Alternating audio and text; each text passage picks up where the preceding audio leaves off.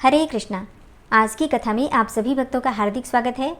भगवान श्री कृष्ण और श्रीमती राधा रानी की कृपा सदैव आप और आपके समस्त परिवार पर बनी रहे।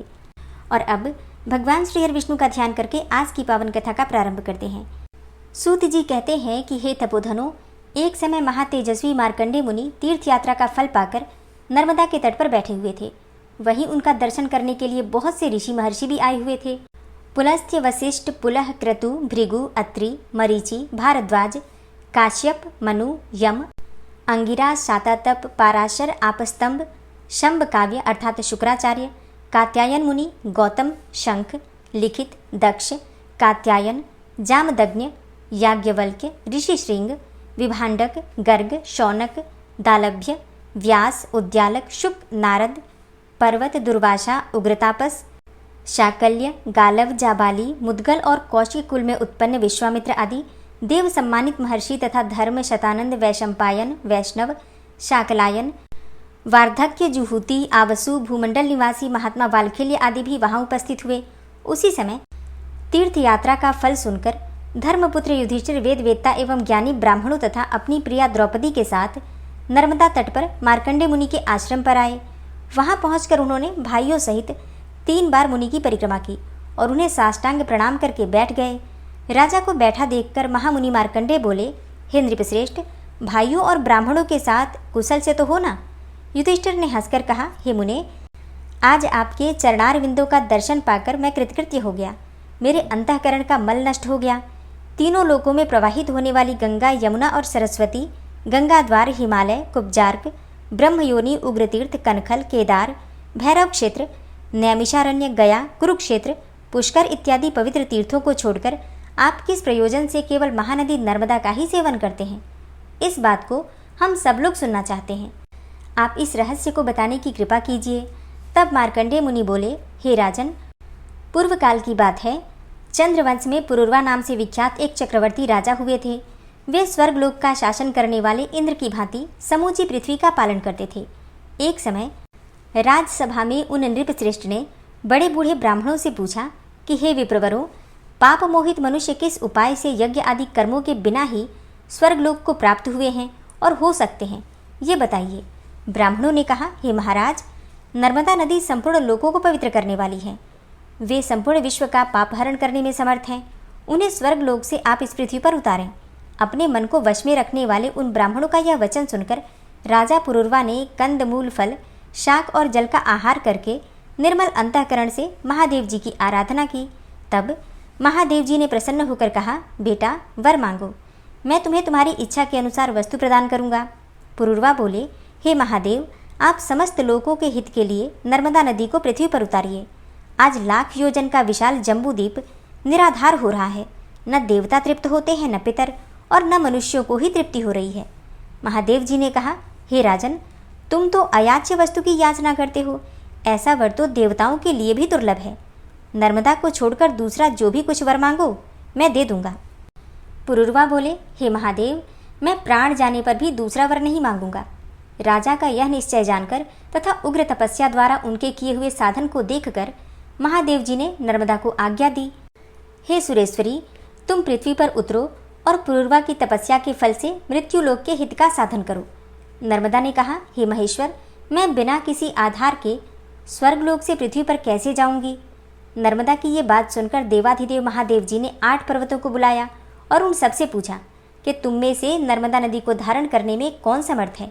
तब विंध्यगिरि ने कहा, हे सुरेश्वर, आपके प्रसाद से मेरा पुत्र नर्मदा को धारण करने में समर्थ है। उसका नाम पर्यंक है। तत्पश्चात महादेव जी की आज्ञा मिलने पर पर्यंक ने कहा, हे महेश्वर, आपके प्रसाद से मैं नर्मदा नदी को धारण करूंगा। तदनंतर नर्मदा नदी पर्यंक गिरी के शिखर पर स्थित होकर उतरी और उनकी जल राशि के वेगपूर्वक भ्रमण से पर्वत, वन और काननों सहित समस्त पृथ्वी जल से आप्लावित हो उठी। संपूर्ण जगत अकाल में ही प्रलय काल से ग्रस्त हो गया। तब संपूर्ण देवताओं ने मेकल कन्या नर्मदा की स्तुति की और कहा कि हे कल्याणी, तुम मर्यादा धारण करो, किसी नियत स्थान में स्थित रहो और इस प्रकार विश्व के लिए हितकारिणी बनो। देवताओं के इस प्रकार प्रार्थना करने पर महादेव जी की आज्ञा से नर्मदा देवी ने पुनः अपने रूप को संकुचित कर लिया। अब वे समृद्ध रूप से बहने लगी। उस समय नर्मदा जी ने पुरुरवा से कहा, हे वत्स, तुम अपने हाथ से मेरे जल का स्पर्श करो। उनकी आज्ञा पाकर पुरुरवा ने उनके जल का स्पर्श करके एवं आचमन करके पितरों का तिल और नर्मदा जल से तर्पण किया।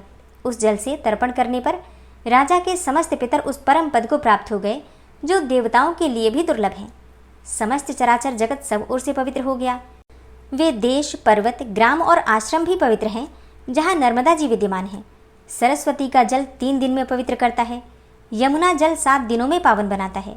गंगा जल स्नान करने पर तत्काल पवित्र करता है, परंतु नर्मदा नदी दर्शन मात्र से ही मनुष्यों को पवित्र कर देती हैं। नर्मदा के संगम में जहाँ कहीं भी स्नान, दान, जप, होम, वेद पाठ, पितृपूजन, देवाराधन, मंत्रोपदेश, संन्यास और देह त्याग आदि जो कुछ भी किया जाता है उसके फल का कोई अंत नहीं है। वैशाख, माघ अथवा कार्तिक की पूर्णिमा को विषुव योग में संक्रांति के समय, व्यतिपात और वैधृति योग में अमावस्या में, तिथि की हानि और वृद्धि के दिन, मनवादि युगादि और कल्पादि तिथियों में, माता पिता के क्षयाह में, नर्मदा तटवर्ती ओमकार भृगु क्षेत्र तथा विशेषतः संगम में जो सहस्त्र, सत अथवा एक गोदान एवं संपूर्ण महादान करता है, तथा जो श्रेष्ठ मनुष्य नर्मदा में स्नान, दान, जप, होम और पूजन आदि करता है वह अश्वमेध यज्ञ का फल पाता है। हे युधिष्ठिर, मनुष्य नर्मदा में जहाँ जहाँ स्नान करता है वहीं वहीं उसे अश्वमेध यज्ञ करने का फल प्राप्त हो जाता है।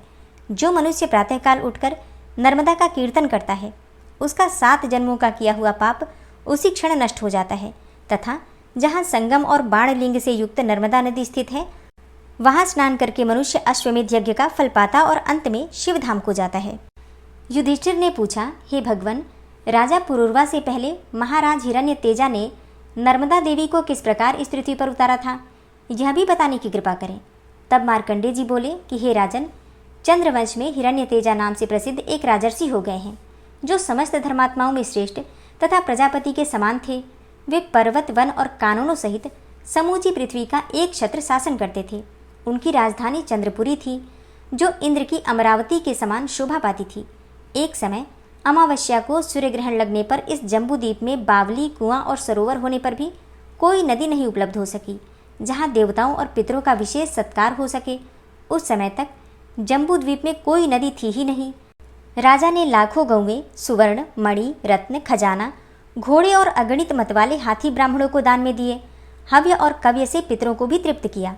उस समय उन्होंने देखा कि पितरों को जलपान का बड़ा कष्ट है। वे पितरों से बोले कि आप लोग कौन हैं और किस कर्म से पवित्र हो सकते हैं।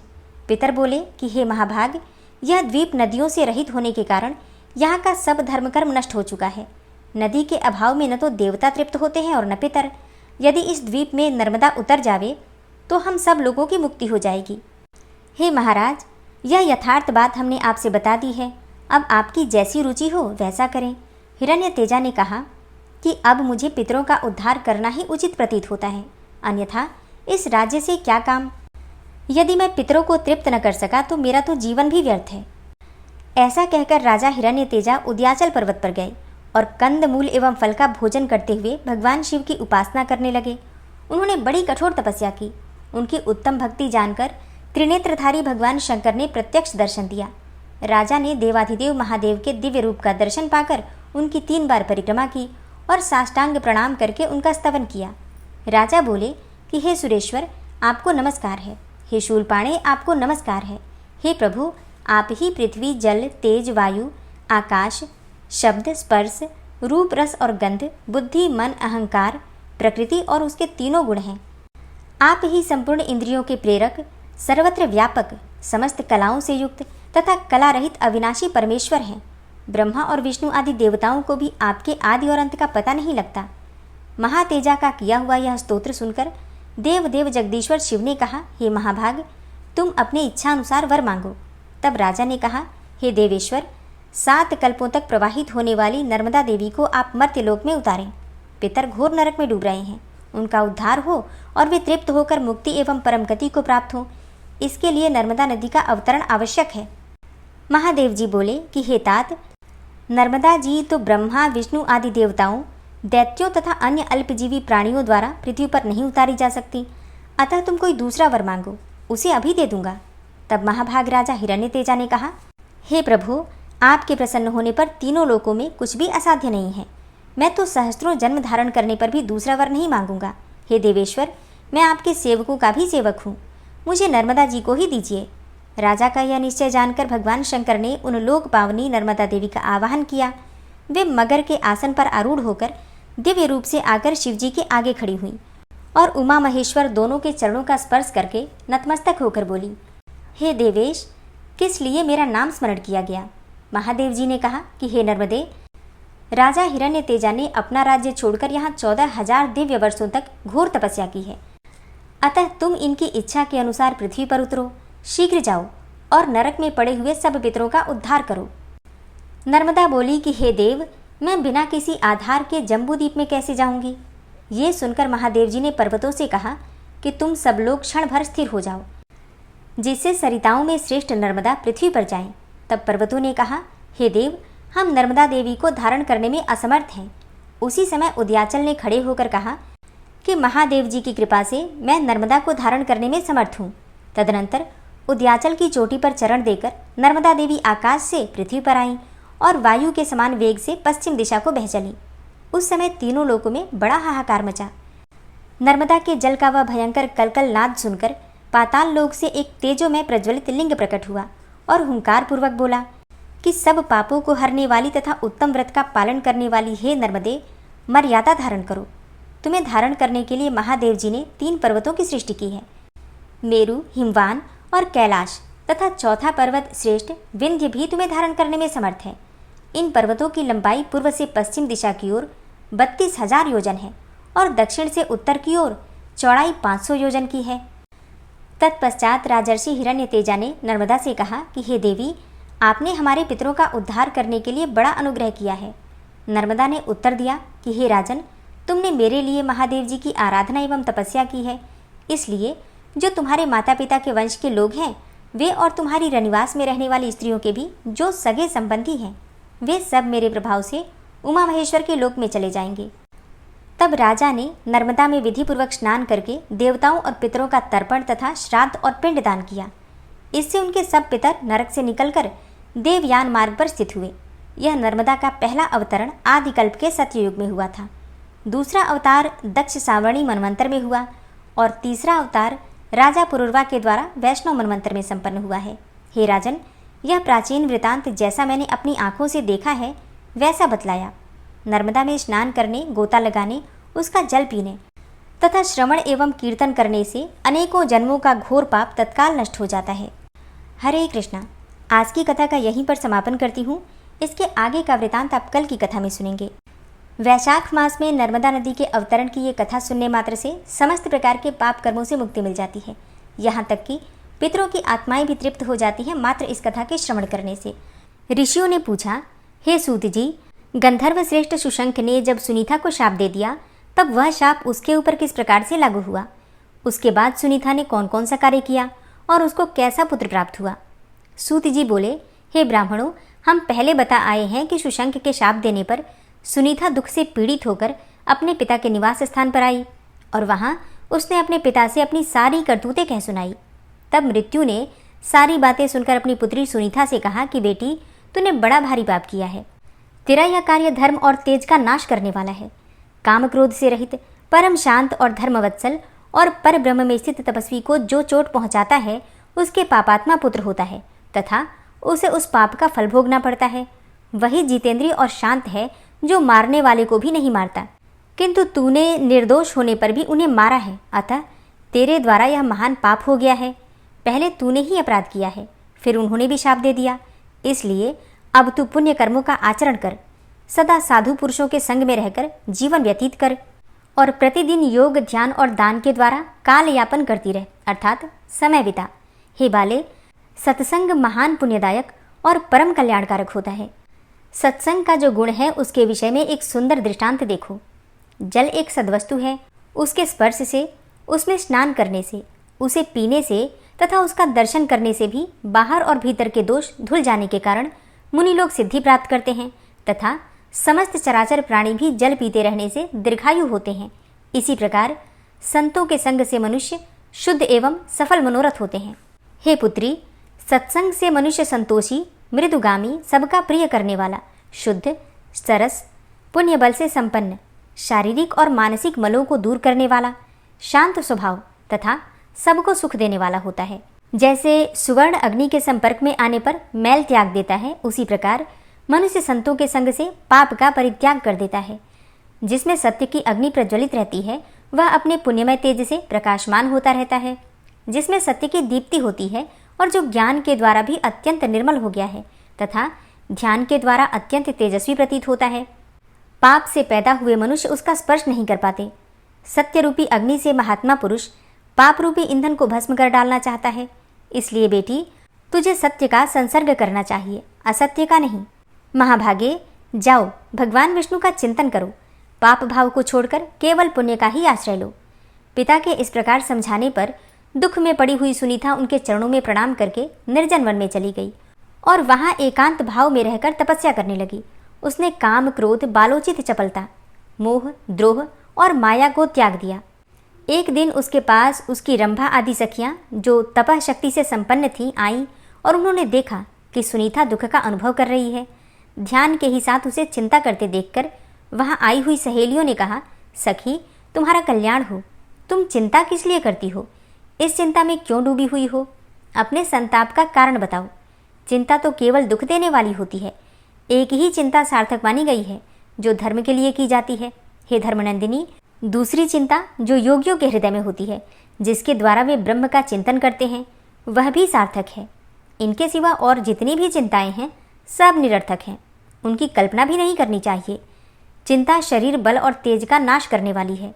वह सारे सुखों को नष्ट कर डालती है, साथ ही रूप को भी हानि पहुंचाती है। चिंता, तृष्णा, मोह और लोभ इन तीनों दोषों को ले आती है तथा प्रतिदिन उसी में घुलते रहने पर वह पाप को भी उत्पन्न करती है। चिंता रोगों की उत्पत्ति और नरक की प्राप्ति का कारण है। अतः चिंता को छोड़ो। जीव पूर्व जन्म में अपने कर्मों द्वारा जिन शुभाशुभ भोगों का उपार्जन करता है, उन्हीं का वह दूसरे जन्म में उपभोग करता है। अतः समझदार को चिंता नहीं करनी चाहिए। तुम चिंता छोड़कर अपने सुख दुख आदि की ही बातें बताओ। सखियों के ये वचन सुनकर सुनीता ने अपना वृतांत कहना आरंभ किया। पहले शुशंक ने उसे वन में जिस प्रकार शाप दिया था, वह सारी घटना उसने सहेलियों से कह सुनाई। उसने अपने अपराधों का भी वर्णन किया। उस समय महाभागा सुनीता मानसिक दुख से बड़ा कष्ट पा रही थी। उसका सारा वृतांत सुनकर सखियों ने कहा, महाभागे, तुम्हें दुख को तो त्याग ही देना चाहिए, क्योंकि वह शरीर का नाश करने वाला है। हे शुभे, तुम्हारे अंगों में सती स्त्रियों के जो उत्तम गुण हैं, उन्हें हम अन्यत्र कहीं नहीं देखती। उत्तम स्त्रियों का पहला आभूषण रूप है, दूसरा शील, तीसरा सत्य, चौथा आर्यता अर्थात सदाचार, पांचवां धर्म, छठा सतीत्व, सातवां दृढ़ता, आठवां साहस अर्थात कार्य करने का उत्साह, नवां मंगलगान, 10वां कार्यकुशलता, 11वां काम भाव का आधिक्य और 12वां गुण मीठे वचन बोलना है। हे बाले, इन सभी गुणों ने तुम्हारा सम्मान बढ़ाया है। अतः हे देवी, तुम तनिक भी भय न करो। हे वरानने, जिस उपाय से तुम्हें धर्मात्मा पति की प्राप्ति होगी उसे हम जानती हैं। तुम्हारा काम तो हम लोग ही सिद्ध कर देंगी। हे महाभागे, अब तुम स्वस्थ एवं निश्चिंत हो जाओ। हम तुम्हें एक ऐसी विद्या प्रदान करेंगी जो पुरुषों को मोहित कर लेती है। यह कहकर सखियों ने सुनीता को वह सुखदायक विद्याबल प्रदान किया और कहा कि कल्याणी, तुम देवता आदि में से जिस जिस पुरुष को मोहित करना चाहो उसे उसे तत्काल मोहित कर सकती हो। सखियों के योग कहने पर सुनीता ने उस विद्या का अभ्यास किया। जब वह विद्या भली भांति सिद्ध हो गई तब सुनीता बड़ी प्रसन्न हुई। वह सखियों के साथ ही पुरुषों को देखती हुई वन में घूमने लगी। तदनंतर उसने गंगा जी के तट पर एक रूपवान ब्राह्मण को देखा जो समस्त शुभ लक्षणों से संपन्न और सूर्य के समान तेजस्वी थे। वे तपस्या कर रहे थे। उनका प्रभाव दिव्य था। उन तपस्वी महर्षि का रूप देखकर सुनीता का मन मोह गया। उसने अपनी सखी रंभा से पूछा, ये देवताओं से भी श्रेष्ठ महात्मा कौन है?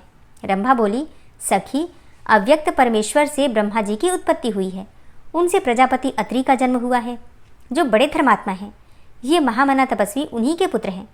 इनका नाम अंग है। हे भद्रे, ये नंदन वन में आए थे। वहाँ नाना प्रकार के तेज से संपन्न इंद्र का वैभव देखकर इन्होंने भी उनके समान पद पाने की अभिलाषा की। सोचा कि जब मुझे भी वंश को बढ़ाने वाला ऐसा ही पुत्र प्राप्त हो तब मेरा जन्म कल्याणकारी हो सकता है, साथ ही यश और कीर्ति भी मिल सकती है। ऐसा विचार करके इन्होंने तपस्या और नियमों के द्वारा भगवान ऋषिकेश की आराधना की है। जब भगवान अत्यंत प्रसन्न होकर इनके सामने प्रकट हुए तब इन महर्षि ने इस प्रकार वर मांगा, हे मधुसूदन, मुझे इंद्र के समान वैभवशाली तथा अपने समान तेजस्वी एवं पराक्रमी पुत्र प्रदान कीजिए। वह पुत्र आपका भक्त एवं सब पापों का नाश करने वाला होना चाहिए। श्री भगवान ने कहा, हे महात्मन, मैंने तुम्हें ऐसा पुत्र होने का वर दिया, वह सबका पालन करने वाला होगा। यो कहकर भगवान अंतर्ध्यान हो गए। तब से विप्रवर अंग किसी पवित्र कन्या की तलाश में है। जैसी तुम सब अंगों में मनोहर हो, वैसी ही कन्या वे चाहते हैं। अतः इन्हीं को पति के रूप में प्राप्त करो, इनसे तुम्हें पुण्यात्मा पुत्र की प्राप्ति होगी। ये महाभाग तपस्वी और पुण्य बल से संपन्न हैं।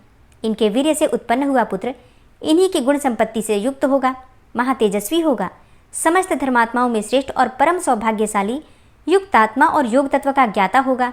सुनीता बोली, भद्रे, तुमने ठीक कहा है, मैं ऐसा ही करूंगी। इस विद्या से ब्राह्मण को मोह में डालूंगी और तुम मुझे सहायता प्रदान करो, जिससे कि इस समय मैं इनके पास जाऊं। रंभा ने कहा, मैं तुम्हारी सहायता करूंगी, तो मुझे आज्ञा दो। सुनीता के नेत्र बड़े बड़े थे। वह अपने रूप और यौवन से शोभा पा रही थी। उसने सद्भावनापूर्वक माया से दिव्य रूप धारण किया। उसका मुख बड़ा ही मनोहर था। संसार में उसके सुंदर रूप की कहीं तुलना नहीं थी। वह तीनों लोगों को मोहित करने लगी।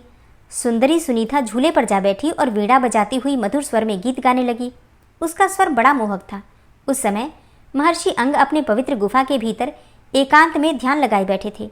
वे काम क्रोध से रहित होकर भगवान श्री जनार्दन का चिंतन कर रहे थे। उत्तम ताल और स्वर के साथ गाया हुआ वह मधुर और मनोहर गीत सुनकर अंग का चित्त ध्यान से विचलित हो गया। उस मायामय संगीत ने उन्हें मोह लिया था। वे तुरंत ही आसन से उठे और बारंबार इधर उधर दृष्टि दौड़ाने लगे। माया से उनका मन चंचल हो उठा था। वे बड़े वेग से बाहर निकले और झूले पर बैठी हुई वीणाधारिणी स्त्री की ओर देखा। वह मुस्कुराती हुई गा रही थी। महायशस्वी अंग उसके गीत और रूप दोनों पर मुग्ध हो गए। तत्पश्चात वे महान मोह के वशीभूत होकर उस तरुणी के पास गए। विशाल नेत्र और मनोहर मुस्कान वाली मृत्यु की यशस्विनी कन्या सुनीता को देखकर अंग ने पूछा, सुंदरी, तुम कौन हो? किसकी कन्या हो? सखियों से घिरी हुई यहाँ किस काम से आई हो? किसने तुम्हें इस वन में भेजा है? परम बुद्धिमान अंग का यह महत्वपूर्ण वचन सुनकर सुनीता उनसे कुछ न बोली। उसने केवल सखी के मुख की ओर देखा। रंभा ने इशारे से कुछ कहकर सुनीता को समझा दिया और वह स्वयं ही उन श्रेष्ठ ब्राह्मण से आदरपूर्वक बोली, महर्षि, यह मृत्यु की परम सौभाग्यवती कन्या है। लोक में इसकी सुनीता के नाम से प्रसिद्धि है। यह सभी शुभ लक्षणों से संपन्न है। इस समय यह बाला अपने लिए धर्मात्मा, तपस्वी, शांत, जितेंद्रिय, महाप्राज्ञ और वेद विद्या विशारद पति की खोज में है। यह सुनकर अंग ने अप्सराओं में श्रेष्ठ रंभा से कहा, हे भद्रे, मैंने सर्व विश्व में भगवान श्री हरि की आराधना की है। उन्होंने मुझे पुत्र होने का वरदान दिया है, जो संपूर्ण सिद्धियों का दाता है। अतः इस वरदान की सफलता के निमित्त उत्तम पुत्र की प्राप्ति के लिए मैं किसी पुण्य बल से संपन्न महापुरुष की कन्या के साथ विवाह का विचार कर रहा था, किंतु कहीं भी अपने लिए परम मंगलमयी कन्या नहीं पा सका। यह धर्म की सुमुखी कन्या धर्माचार परायण है। यदि वास्तव में यह पति की ही तलाश में है तो मुझे ही स्वीकार करें। इसकी प्राप्ति के लिए तो मैं अदेय वस्तु भी दे सकता हूँ। रंभा बोली, हे द्विजश्रेष्ठ, आपको इसी प्रकार उदारतापूर्वक इसकी अभिष्ट वस्तु इसे देनी चाहिए। यह सदा के लिए आपकी धर्मपत्नी हो रही है। आप कभी इसका परित्याग न करें। इसके दोष और गुणों पर कभी आपको ध्यान नहीं देना चाहिए। हे विप्रवर, इस विषय में आप मुझे प्रत्यक्ष विश्वास दिलाइए और सत्य की प्रतीति दिलाने वाला अपना हाथ इसके हाथ में दीजिए। अंग ने कहा, एवमस्तु, निश्चय ही अपना हाथ मैंने इसे दे दिया। इस प्रकार सत्य का विश्वास करने वाला संबंध करके अंग ने सुनीता को गांधर्व विवाह की प्रणाली के अनुसार ग्रहण किया। सुनीता को उन्हें सौंपकर रंभा के हृदय में बड़ा हर्ष हुआ। वह अपनी सखी से आज्ञा लेकर घर को चली गई और दूसरी सखियों ने भी प्रसन्न होकर अपने अपने घर की राह ली। उन सब सहेलियों के चले जाने पर द्विजश्रेष्ठ अंग अपनी प्यारी पत्नी के साथ विहार करने लगे। उसके गर्भ से उन्होंने एक सर्वलक्षण संपन्न पुत्र उत्पन्न किया और उसका नाम रखा वेन। सुनीता का वह महातेजस्वी बालक दिनों दिन बढ़ने लगा और वेद शास्त्र तथा उपकारी धनुर्वेद का अध्ययन करके समस्त विद्याओं का पारगामी विद्वान हो गया। क्योंकि वह बड़ा मेधावी था, अंग कुमार वेन सज्जनोचित आचार से रहता था। वह क्षत्रिय धर्म का पालन करने लगा। वैवस्वत मनवंतर आने पर संसार की सारी प्रजा राजा के बिना निरंतर कष्ट पाने लगी। उस समय सब लोगों ने वेन को ही सब लक्षणों से संपन्न देखा और श्रेष्ठ ब्राह्मणों ने उन्हें प्रजापति के पद पर अभिषिक्त कर दिया। तत्पश्चात समस्त ऋषि अपने अपने तपोवन में चले गए। उन सबके जाने के पश्चात अकेले वेन ही राज्य का पालन करते थे। इस प्रकार वेन भूमंडल के प्रजापालक हुए। उनके समय में सब लोग सुख से जीवन बिताते थे। प्रजा उनके धर्म से प्रसन्न रहती थी। वेन के राज्य का प्रभाव ऐसा ही था। उनके शासनकाल में सर्वत्र धर्म का ही प्रभाव छा रहा था। हरे कृष्णा। आज की कथा का यहीं पर समापन करती हूँ। उम्मीद करती हूँ आज की कथा आपको ज़रूर पसंद आई होगी।